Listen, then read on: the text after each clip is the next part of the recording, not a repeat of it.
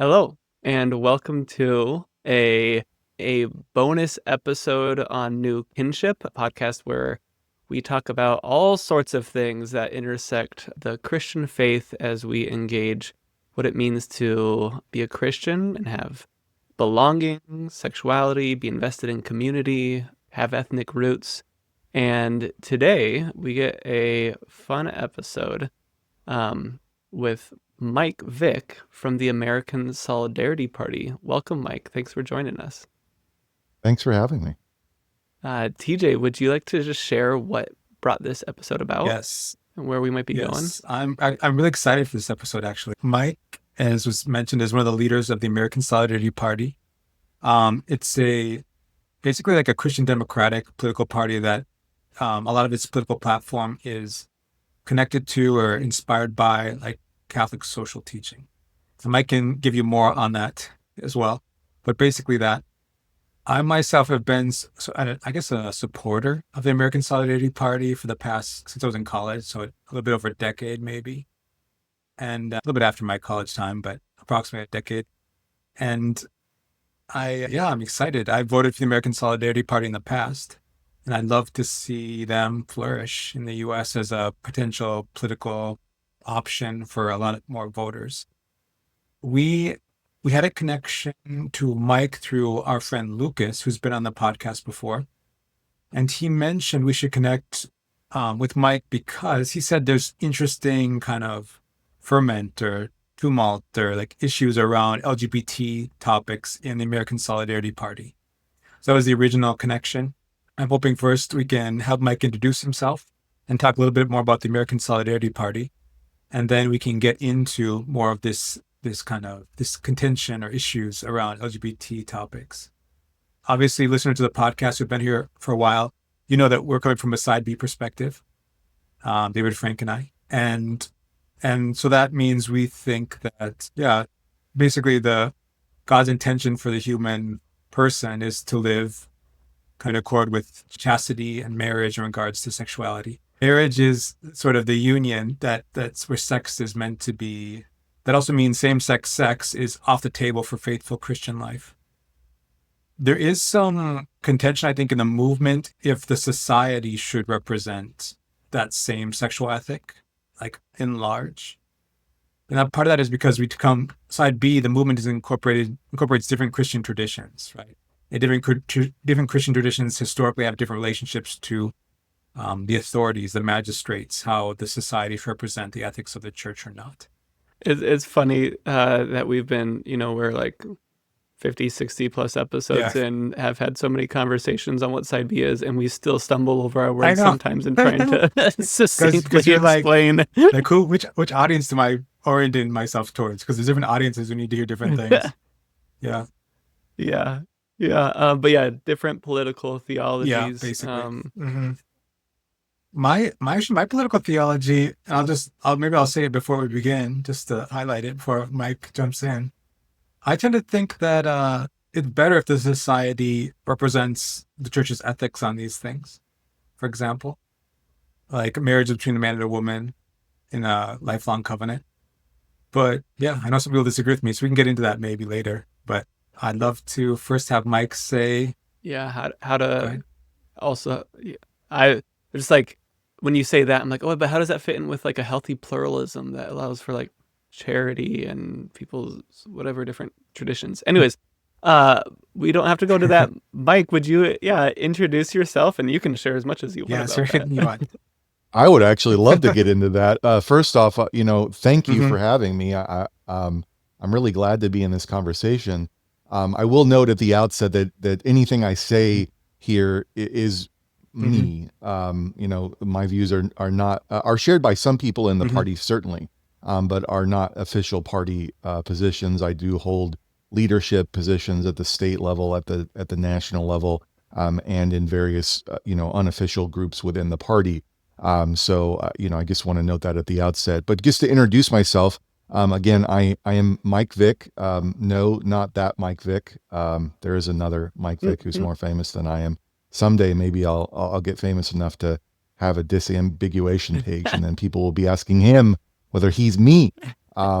but yeah, so I am a committed Christian, and deeply involved in political work, and have been for a long time. My father was the chair of the Democratic Party Central Committee in Del Norte Wow. County when I was growing up. He was union ironworker, very involved in union politics and strikes and all of that, and got involved in party politics, and later became the chair of the District 1 for the state party. And so, I was a student delegate to the 96 California State Democratic Party Convention where Bill Clinton Mm. spoke. Bill Clinton actually stayed at our Yeah. hotel. They had like the top three floors. I'm sitting next to, an official invitation to the inauguration that my father received for the 97 inauguration, second inauguration. And, I had Congress people at my house when I was a kid. Politics just was sort of in my blood. My dad is not really into sports, and so politics was kind of our sport, and still is to a degree. I mean, some people treat politics like it's actually a sport, like it's like a hobby. I don't really like political hobbyism. I try to get involved. So, difference between following the team and being on the team.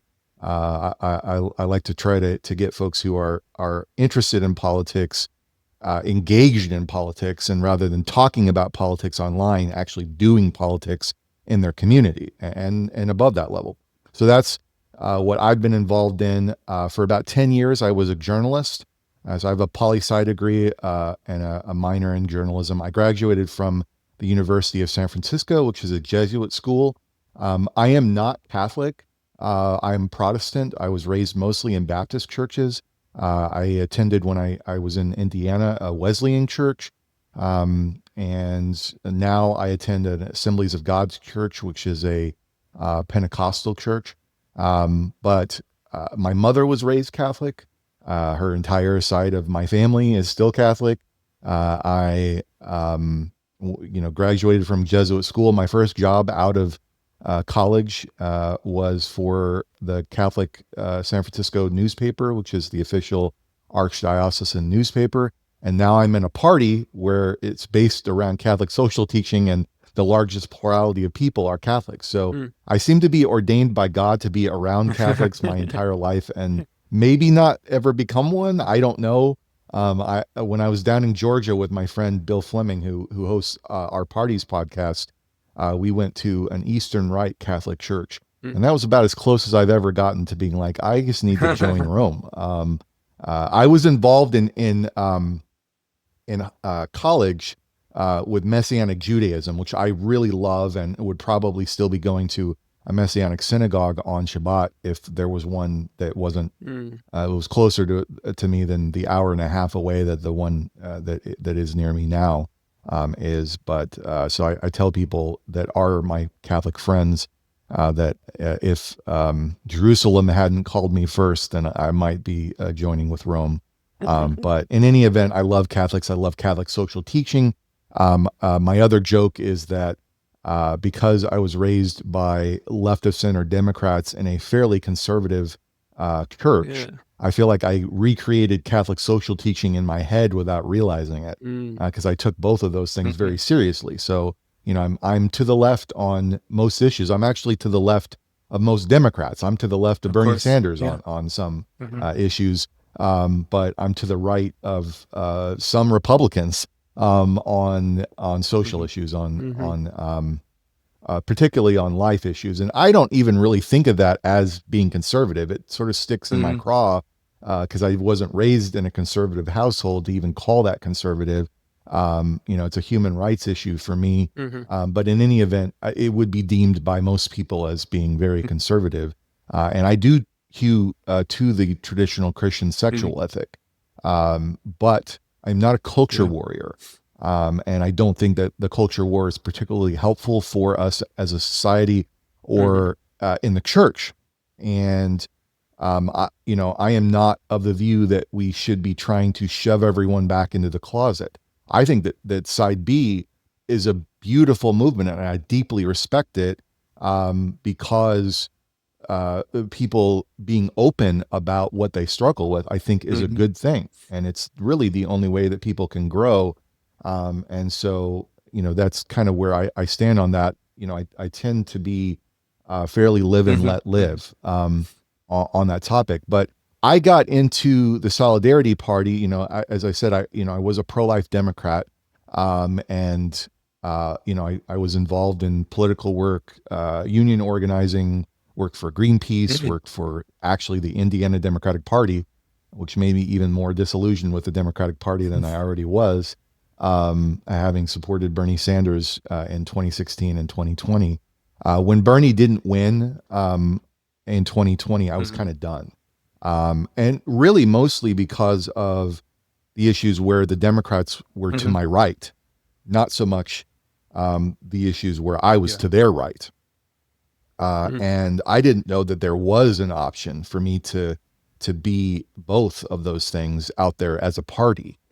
So my typical go-to was the Green Party. My first vote for president was for Ralph Nader in the year 2000.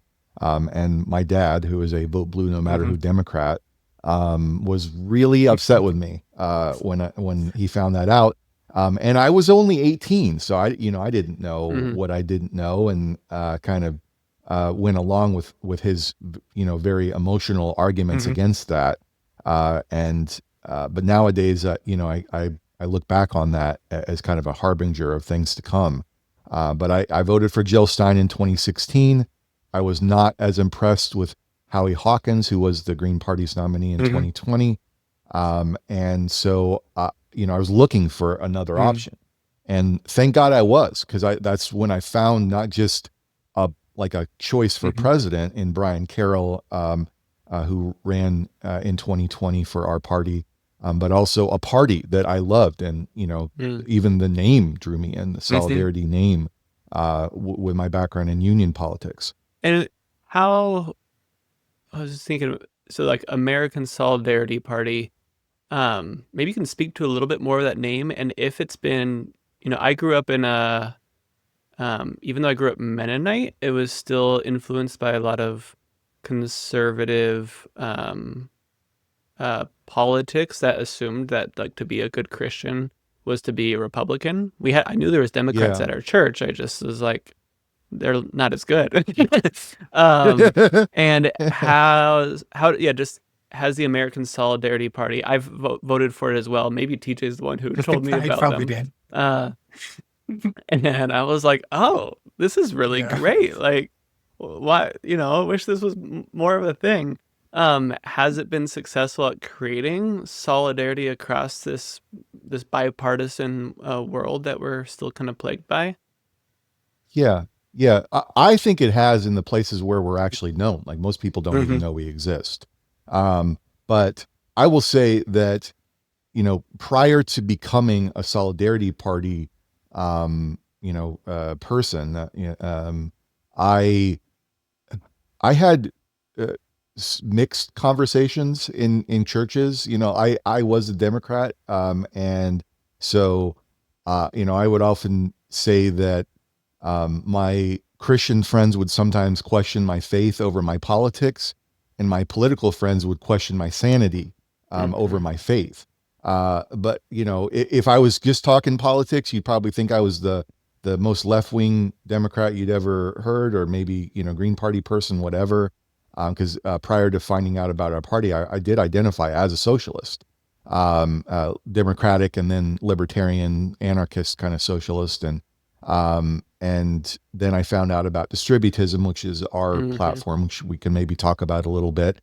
That's kind of where I stood on it. And so if you were talking about those issues with me, you'd think I was super left. And then if you asked me about abortion, you'd think I was like the most right-wing person you'd ever met. And certainly if you talk to me about theology alone, I'm super theologically conservative. I'm like a young earth creationist. I'm believe in wholeheartedly in the divine inspiration of the Word of God. So I am down the line theologically conservative. So it just depends on what you're talking to me about. But yeah, that was the sort of perception. Now, I will say about the Solidarity Party that there were a couple reasons why initially the party was named the Christian Democratic Party Mm-hmm. USA. I believe it was the full name. And it was founded by a few folks who are sort of more academic people and knew about Christian democracy as a movement in Europe and in South America. It never Mm-hmm. really existed until our party was founded here in America. There are some Democrats and Republicans, both throughout history and right now, that sort of kind of have similar ideas, but it was never like a party, for various reasons. But um, we do exist now. We never wanted there to be a thing where if you join our party, like you have to be a Christian and people think that you have Mm-hmm. to be a Christian. You don't have to be a Christian. You just have to, number one, be able to check the box honestly that says that you agree with our affirmation statement, which is really short. It's even shorter than um, our principles, but we have 7 principles, and you can find those at solidarity-party.org. And then we have a platform, and the platform delves into more depth on how to implement the 7 principles. But that platform changes over time, and the platform is a consensus document. There are very few people in our party who agree with every single point in the Mm-hmm. platform, and I would be surprised, if there were anyone who honestly could say that they agree with every single word of it. Maybe there's somebody out there, but that's not a big deal to me. And I feel like the principles are the main point. And certainly the affirmation statement is even shorter than that, and there are people that maybe disagree here and there with the principles even, and I think still have a place in the party. But the principles are the Mm-hmm. main thing. And it's sanctity of life, social justice, community-oriented society, centrality of the family, economic security, care for the environment, and peace and international solidarity. And so we are, like I said, to the left on many Mm-hmm. issues, and to the right on many others. So we don't get pigeonholed easily, but we do have atheists and agnostics who are members Definitely. of our Mm-hmm. party. We have Jews and Muslims who are members of our party, and I would like to see that continue. But the largest plurality are Christians, and probably Mm-hmm. always will be. Yeah. That name Solidarity was an homage to Lech Walesa, who was a Polish trade unionist, anti-communist guy, but as you would imagine, also had critiques of traditional laissez-faire Mm-hmm. capitalism, and that's where our party stands. We take a third way position between, not really between. It's a completely different position. It is that we believe in worker cooperatives, and we believe in pro-labor, rights and union Mm-hmm. rights and those kinds of things. And so we push for that. We push for, making sure that as many people as possible have access to productive capital, and own their home and, can live free of needing to go out and rent themselves on the open market. They have some ownership over the work that they're doing and the labor value that they're putting into it. So yeah, but that's kind of where we stand on economics And that's what and the you'd call reason why we distributivism. changed. It's distributism. Yeah. It's a weird word. Some people on the right don't like that word because they think, oh, it's redistribution. It's not redistribution. It's distribution. It's distributing economic resources in a more just, more equitable way from the beginning. I Mm-hmm. don't personally have a problem with progressive tax structure, but some people do. And just to point out that there are are sort of different versions of distributism, and I tend to emphasize the sort of anti-capitalist aspect of distributism to the degree that some folks don't on the more conservative big L libertarian side get a little bit And could you feel in their feels. could you describe, when you say anti-capitalist, what Yeah. are the things that you're anti? Because Yeah. it's just so many people I know, they hear anti-capitalist and they assume that means, even with everything you've just described, it still rings, oh, he's pro like dictator communism or something. Right. So, just as a point of my own personal bio, I was never a Stalinist. I was never a Maoist. I was never anything like that. I know people like that. I probably in our party know more people like that than the average person in our party, or the average theologically conservative person in the country. But that was never my thing. But there is a difference. So in traditional sort of Marxist strains of socialism, you're talking about the dictatorship of the proletariat. You're talking about actually the state running enterprises by and large. And that doesn't actually change the capitalist business model. That's state-run capitalism. And so instead of a boss, you've got a bureaucrat. And what you need is to change the business model. The business model is the problem. The business model is what concentrates power and wealth, either in the hands of a small number of people who have capital, and then use the government in ways that are sometimes termed crony capitalism to get benefits for themselves and to weight the market in their favor, or the government just takes it over directly. And those are sort of the two ways in which the state becomes in service of this concentration of wealth and power. And so what we want is a wider distribution of wealth and power at the bottom. We are very localist, and we believe in local power, in local communities having control over their own economic life. Now, the thing that we also believe in is democracy. We are small d Christian Democrats. We believe in the democratic process. And many people who think that they love democracy, they say they love democracy, but traditional democracy, liberal democracy, supports capitalism. Capitalism concentrates wealth and therefore concentrates power. That's anti-democratic. And it has an anti-democratic effect to the point where basically corporations now own our government in many respects. So what we want in our party, and what I would like to see, writ large in society, is actual economic democracy, where more people have access. G.K. Chesterton was a distributist. G.K. Chesterton said that the biggest problem with capitalism is that there aren't enough capitalists. The average person gets shut out of that system. So you don't really have a choice in the market. It's not really a free market, because my choices, if I have to rent myself on the labor market, is I either rent myself to a traditional capitalist enterprise or I starve. Those are not real choices. So what we want is the ability for regular people to get out there in the market and have productive capital, have their own home, have some control over their own business, what they're doing. This is not a theory, mind you.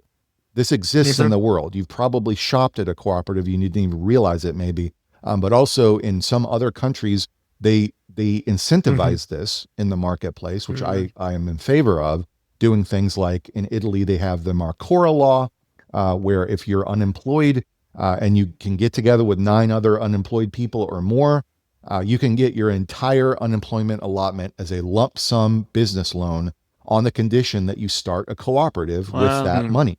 And so in Emilia-Romagna, for example, about a third of their GDP is cooperative beautiful enterprises. people love working at these places, by the Yeah. way. They love it. We have in yeah. my part of the city, I can think of like 2 cooperative grocery stores, 2 cooperative cafes, one that just was able to purchase its own building, and so now actually like owns that and can hold Yeah. that so that the workers are the people who are running it. Exactly. And I'm talking with some other neighbors about potentially starting another cooperative cafe, Yeah. I which would be love it. really sweet. Well, And if and yeah, I was go just to say, ahead. for listeners who are interested, we interviewed Joseph Pierce on Economics for Local Community about this distributivism, or he just calls it localism, on episode 38, if anyone's interested in that. Are you familiar with Joseph Pierce at all, Mike? I am. So a couple other people that I'll point out to folks. One of the original texts on this subject, which he may have mentioned, is The Servile State by Hilaire Belloc. And that was popularized by G.K. Chesterton in many of his writings. And then a modern person that has written on this subject is John Maydai. John is in Texas. Medaille, Maydai. And John was a advisor on our advisory board for our party. John wrote a book called Toward a Truly Free Market. And John talks on this subject. If you look him up on YouTube, you can find tons of talks that he's given on the subject. But it's a great book, and I highly recommend it. But yeah, so that's sort of our economics. Now, on the topic of our social issues, on life issues, we are down the line 100% pro-life, the most pro-life party I've ever seen. Consistent life ethic as well. We believe in, sometimes called pro-life from womb to tomb, or whole life values, consistent life ethic, all of that. So, we are in favor of a holistic effort to, for example, make abortion not just banned or illegal, or but to make it unthinkable, make it that it wouldn't even be a choice that you would want to make, because life is the easiest choice to make, and we make life a very difficult choice to make for women and for families, economically and socially. And so we need to change that. And our party, I think our platform goes a long way. Our economic platform, our social justice platform goes a long way toward fixing that issue as much as possible. So that's kind of where we stand on life issues. Now, where we stand on LGBTQ issues depends on who you ask. Now, officially in the platform, we stand for... It says natural family, found on the marriage of one man and one woman. It's a fundamental unit. Yep. Absolutely. Yeah. Yes. And I believe in that. We do too, actually. I will say we at the also outset, do. So. I believe in that. Yeah. Yes. Now, how you work that out in politics, that's the question. It differs person to person. And so, I'm not going to say that my views on that are the only way to be, and the only way to represent our principles faithfully.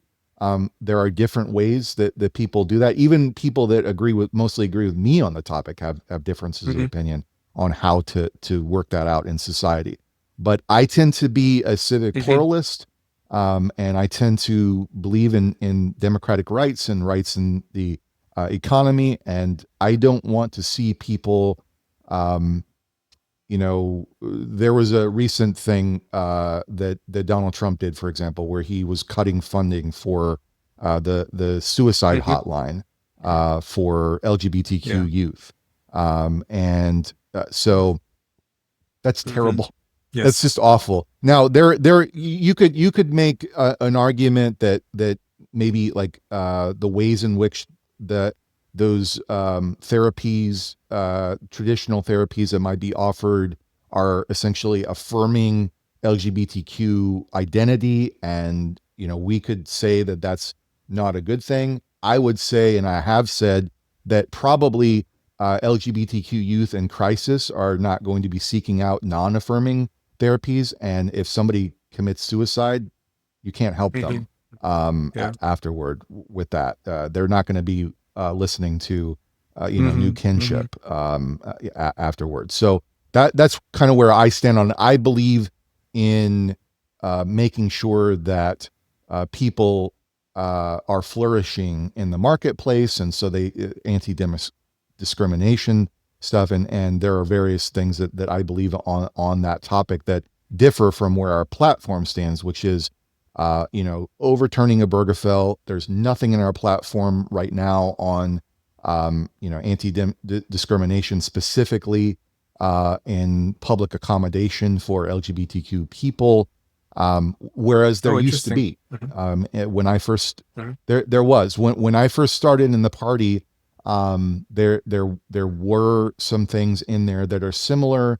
If you're familiar at all to the Fairness for Yeah. All Act, Mm-hmm. which is supported by groups like the AND campaign, which I am Mm-hmm. involved with, that essentially talk about anti-discrimination in public accommodations like restaurants and Mm-hmm. employment and housing, but also are making sure that that we're not like putting the Sisters of the Poor Yeah. out of Awesome. business Yeah. by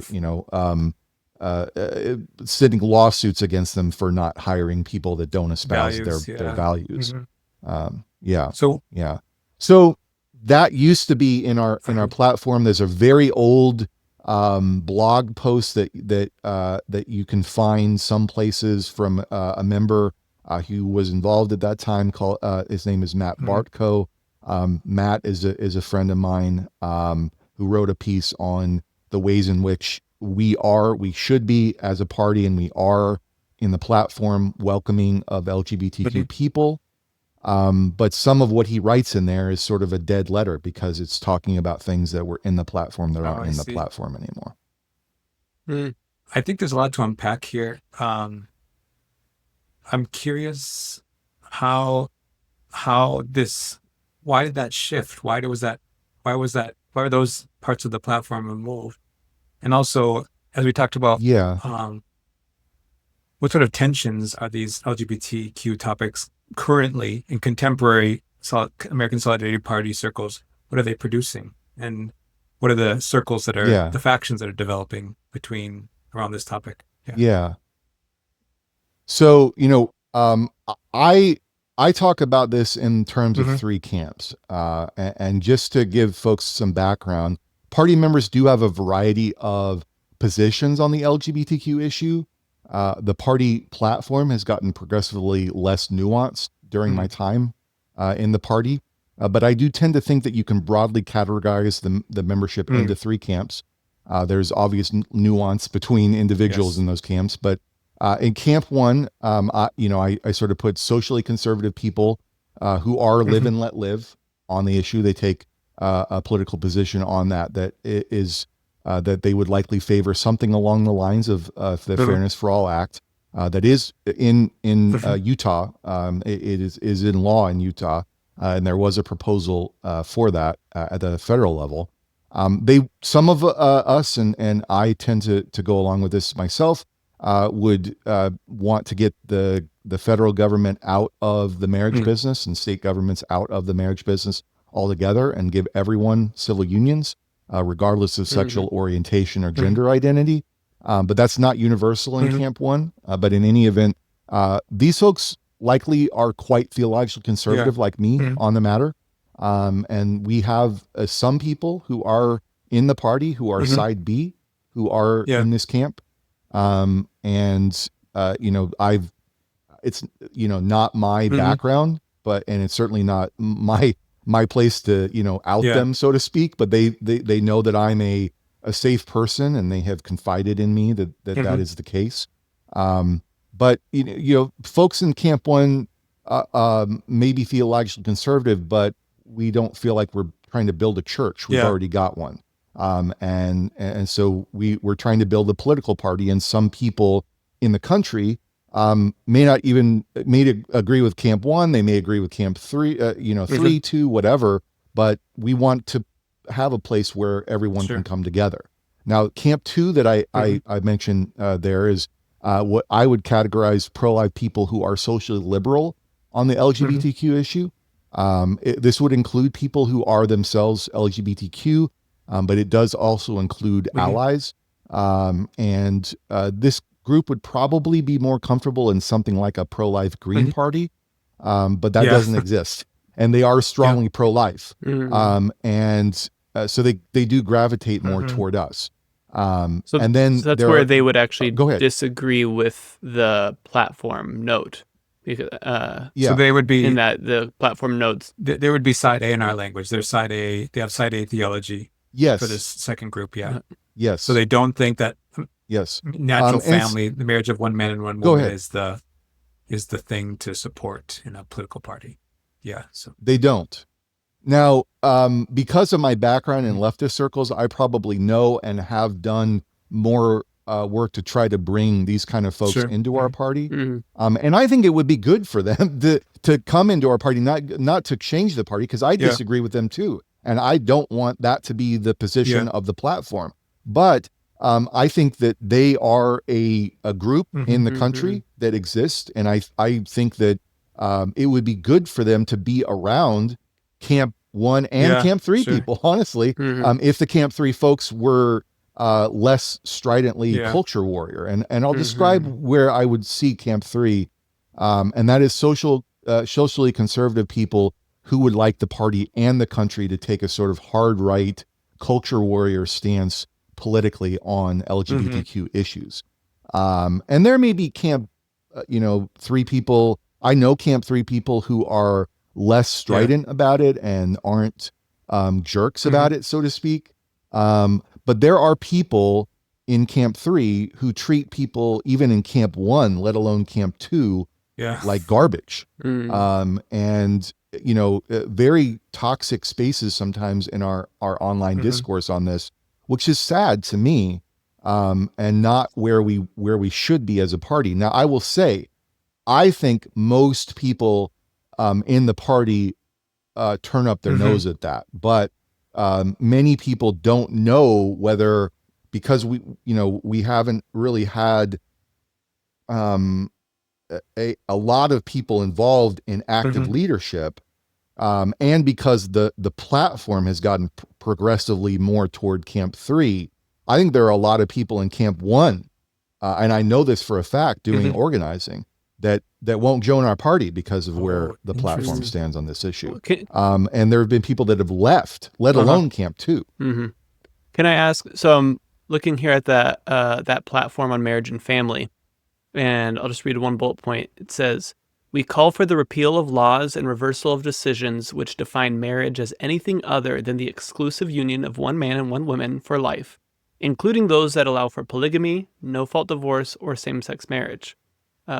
Side note, I just love that it's the consistency and integrity there.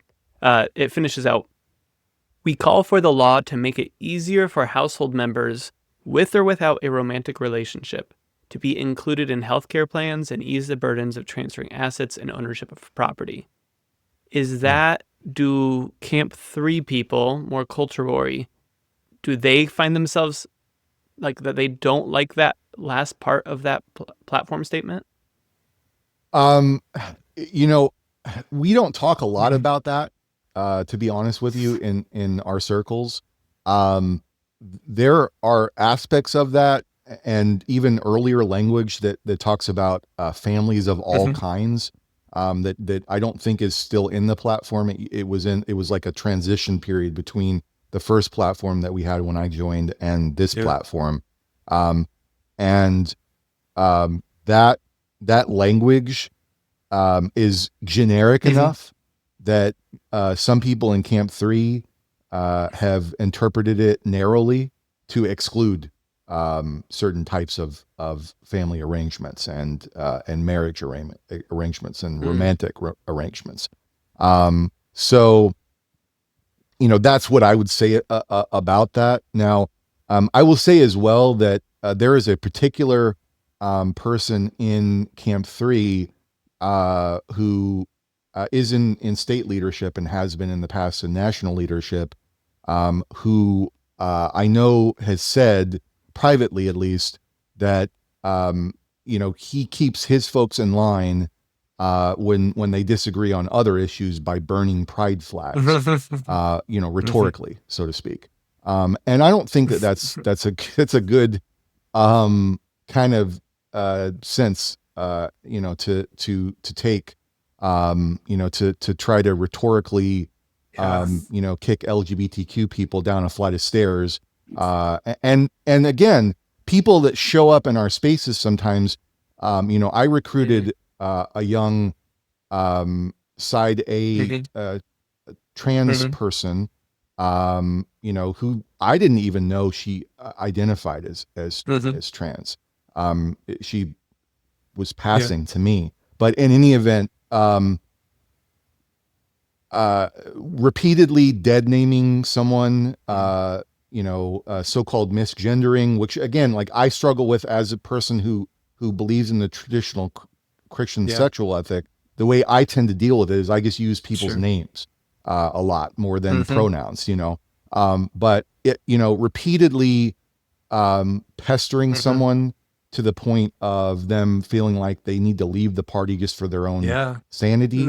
And this happens. I've had people in Camp One who I love, who have just left because they're sick. People who are more conservative than me even have left because they're just sick of this kind of behavior in our social spaces. And again, I don't want to make it seem like this is like, these are like a small group of very vocal people who have an outsized influence because other people who have a different perspective haven't joined and won't join. And I tell them, we're a small party.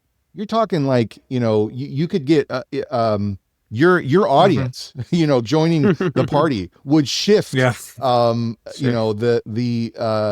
conversation on this topic, just your audience alone.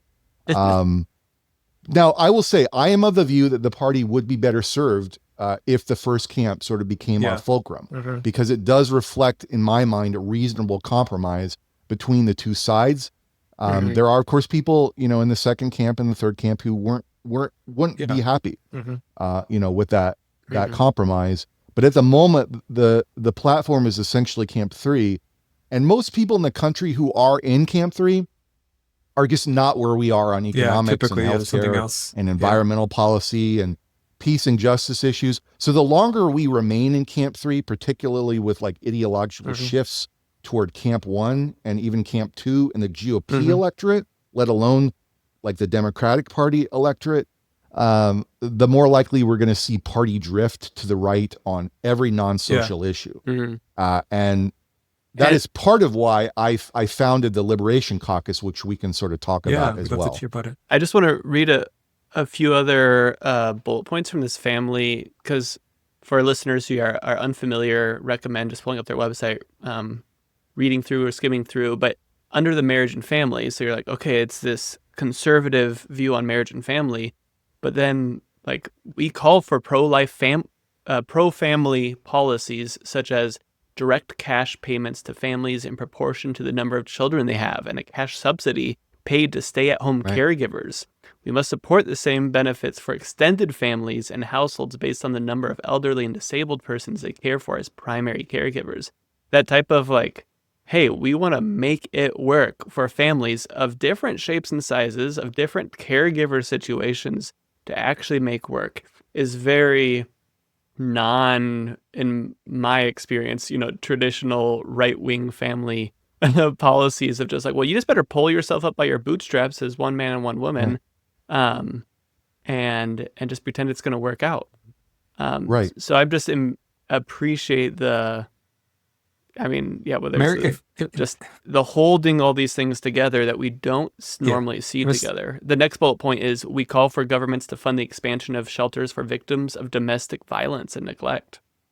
And I love our family plank. I love it. I think honestly, like there would be ways that you could even personally, I would like to see us like trim out certain parts of that plank that I think are not in keeping with my views on Camp 1. But even if you left it as is and you just added in language, on supporting people in the ways that the Fairness for All Act does, and making sure that we are being caring and attentive to the fact that LGBTQ people face higher, rates of homelessness and suicide, and that we care about that, which basically all of us do, and call that out in the platform, I think that there would be people in Camp 1 and Camp 2 who would be willing to accept that.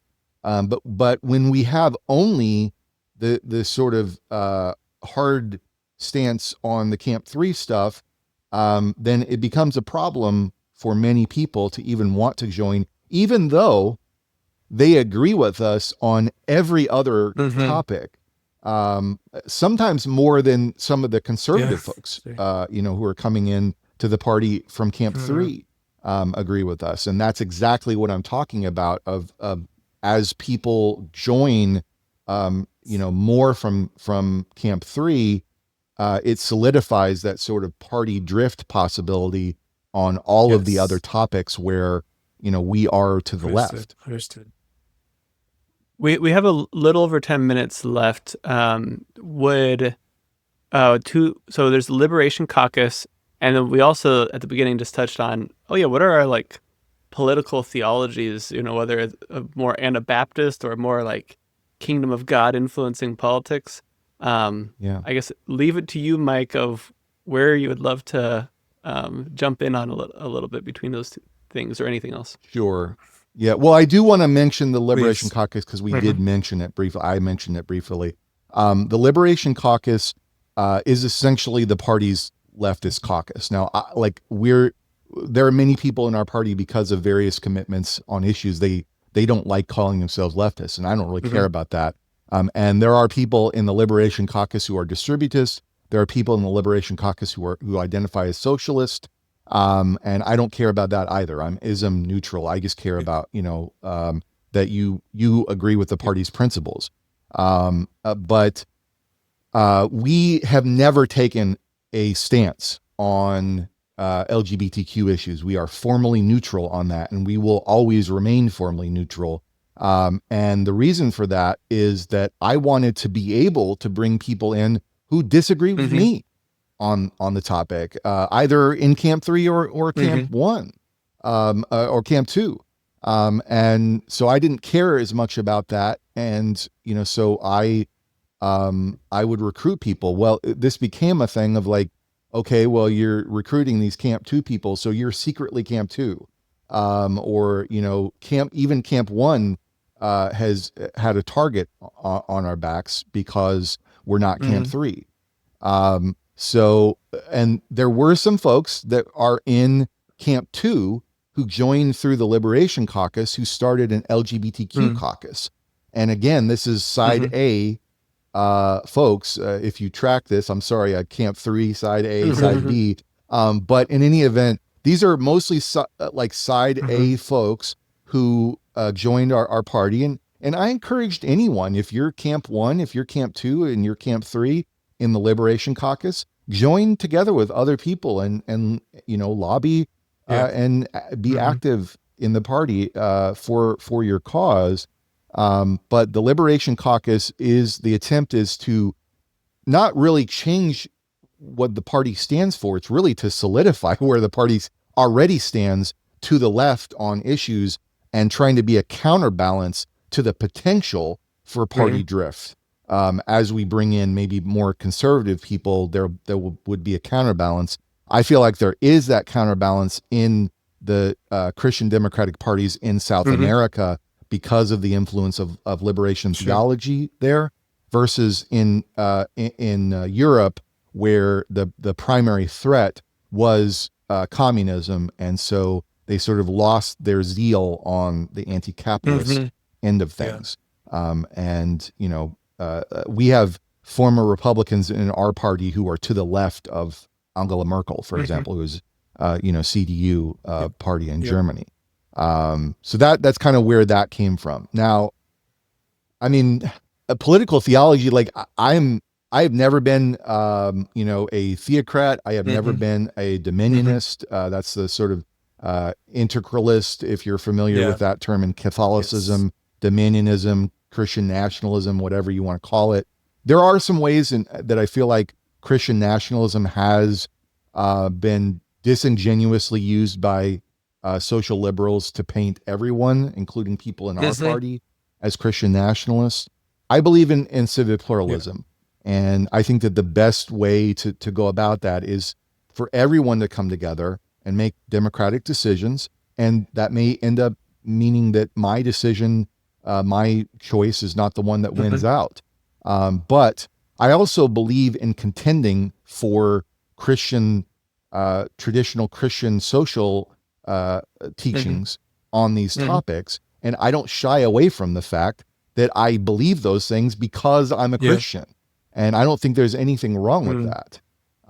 So, you know, I do believe in freedom of religion and in the centrality of religion in my own background and my own, you know, faith politically. And so that's one of the reasons why all the frustrations that I'm talking about with the Solidarity Party, they are frustrations for real. But the Solidarity Party is beautiful, and I want to see it continue to grow and flourish. And I want there to be harmony between those three camps and us to work together on the issues where we find common ground. Because I believe that we have harmed our public witness as Christians in the ways in which we have been tribally partisan as Republicans or Democrats, and you know, have been Republicans or Democrats first and Christians second. And we wouldn't talk about it that way, but that's how we act. We don't espouse traditional Christian teachings on a variety of topics because that's not popular in our political party. And so that's where my sort of political theology stands on these topics. I love the civic pluralism where it's like, yeah, different people get to contend for what they actually think will serve the world well based off of all their values and beliefs. And I would love to see more Christians voting for increased access to cooperatives based upon their deep religious convictions that the Lord has made us for friendship and meaningful economic engagement. Yeah. Well, you know, I'll send out a final pitch here. Please join our party.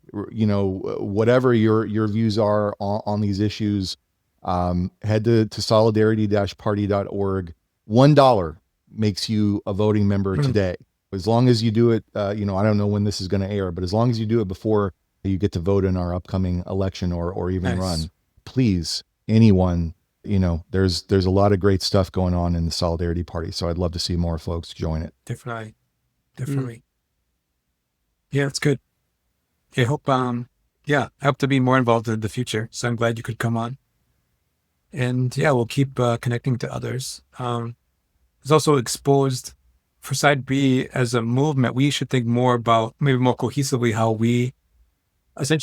we think society should work in each context we're in. A lot of us are in the US, so we should think about what that means for, what is the Side B vision for these LGBT topics in the US? What does it look like? How does that relate to how we think marriage should be?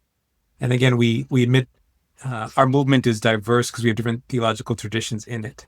So is there some way we can come cohesively together towards having some sort of idea? For example, that could be, say, marriage between man and a woman, but then also anyone should have access to civil unions, right? That could be one way of making some sort of political ideal. Or the political ideal could be, as you mentioned, get a secular government out of marriage, make everything civil unions, and then people can choose to be married in a church or a synagogue or whatever if they would want to. That could be another potential way of kind of putting the pieces together. Yeah, I was really intrigued by, I think that rings of a little bit of C.S. Lewis's desire to I think C.S. Lewis tried to maybe say there's a civil marriage and then there's like a religious marriage. And I like your take a little bit better, Mike, of like, don't try to double define a word. Let's just civilly use civil unions and recognize that isn't marriage, that marriage actually does come from a specific meaning and history and is saying something more specific. And I feel like that would be a lot more clear and hope to build up different ways that people want to. Yeah, I even think about just like, two biological sisters living together. There could be reasons that they would have a civil union because they've been living together in the same household for the past 30 years. Also because in the U.S. And they want to be able to visit each other at the Yes. hospital. Also because in the easily, U.S. and, all of that. health funding is often tied to marriage and marriage partnerships because we don't have universal like health care basically. Yeah. So that's another reason why in the U.S. one sister has a good health insurance Yes. from their company, and the other sister, works at a small nonprofit. It's like, it would be nice if they could share health insurance. They're sharing everything else.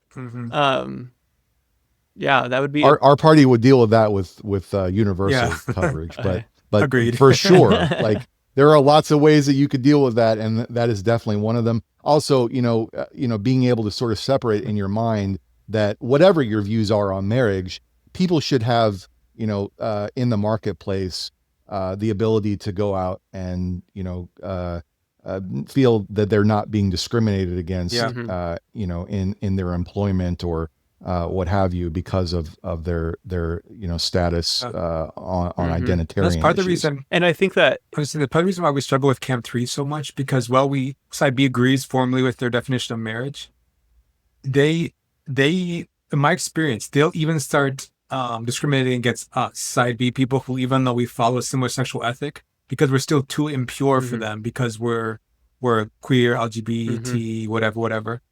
I mean, like for them, it just keeps if you're tainted by it at all, you're you're bad. Yeah. And you don't even have to use any of the letters in the acronym. You don't. It's just like, if you're not calling yourself straight, and it moves from, we're just saying we have a theological agreement largely, but they are not only like discriminating inside their religious sphere, but it breeds a culture of discrimination and a culture war, as you spoke. And that's what I just find so dangerous, that we are, I don't know if we can say it's a spiritual immaturity to not realize that when you base a community around dynamics of fear, dynamics of warfare, instead of what I think what I've been drawn to it before, is this like solidarity of what we're for, what we love, what we're trying to protect and care for and grow. Like those are just two very different spiritual environments, and we see our country just being, I think, largely taken over by what we're against, what we're afraid of. And that. Well, and my go ahead. My pastor Chris Butler had a piece of a sermon that he recently preached where he said, about sort of culture warriors, that you don't want to see people change. You just want to get it out of your face. And so again, it's like you would rather just shove everyone back in a closet, and, you don't, formally, like, you may disagree with this, but essentially in culture, you don't want to see it. You don't want to see that people are doing. So that is where I think the disconnect comes between people who agree with each other on the traditional Christian sexual ethic, but you're not calling yourself straight, and you're willing to associate with people that they don't like, and you want to, and so it's too in your face, and they don't like that, and I don't want to see the degradation and the vulgarness in our culture either, but I believe in civic pluralism, and I think that the best way to actually bring that change about is to know that it exists and to confront it, but to do that in a loving way, and to realize that there's a difference between that kind of activity and political party building and political activity, where you might bring someone in who disagrees with you on a topic. Yeah, there's a lot to say. Yeah. Thanks so much, Mike, for joining. I wish you and the American Solidarity the best. If we had another episode, I'd maybe be interested in just hearing your aspirations for breaking out of our two-party system and how what the actual prospects are of third parties bearing more weight on the either state or federal level. But I really I hope that both to the death of a bipartisan politics, but also just that the caucusing and the formation work that's actually happening in these communities themselves, I think, have transformative opportunities for us as Americans about how we think about politics and how we're trying to invest in our communities. So thank you. Absolutely. Thank you so much. I appreciate you Thank having me you. on. Bye. Bye, everybody. Friends, I want to tell you about Revoice Conference this summer. And yes, if we haven't met yet, maybe we're not quite friends yet, but I assume if you come to Revoice, then we will meet, and then we can be friends. I have had the joy of being at every Revoice conference, so this is an easy plug for me to invite you into. If you haven't been, or if you've been before, come out to Seattle early July 9th through 12th, and join for a few days of just lovely time together, worship, listening to great speakers, going out to different breakout workshops on not just fascinating, but just, important topics that become really practical, whether you yourself are just trying to figure out, how do I live a flourishing life with God in the midst of my sexuality? Or you want to know, how can I be a good friend, a good partner in a church, and support the queer SSA community? We have a really terrific lineup of speakers. Dr. Wesley Hill is returning, Arts speaking. Our friend Mwendia, who we've interviewed before, is also coming across the ocean to join us. Julia Sadusky, who I would love to get on our podcast at some point. And I'm really excited. If you haven't registered, check out the link in the show notes and do what you can to make it out there. Bring a friend with you. Or if you really can't come there physically, there are some online registration options as well. I know people have appreciated, and they're looking to make those engaging. In fact, Elaine and I will be doing a panel on the stage that will be live streamed around community living. And TJ will be doing a not live streamed panel on Kinship 101, how to actually think about all the different ways that we build kinship. So, Lord willing, it'd be great to see you there.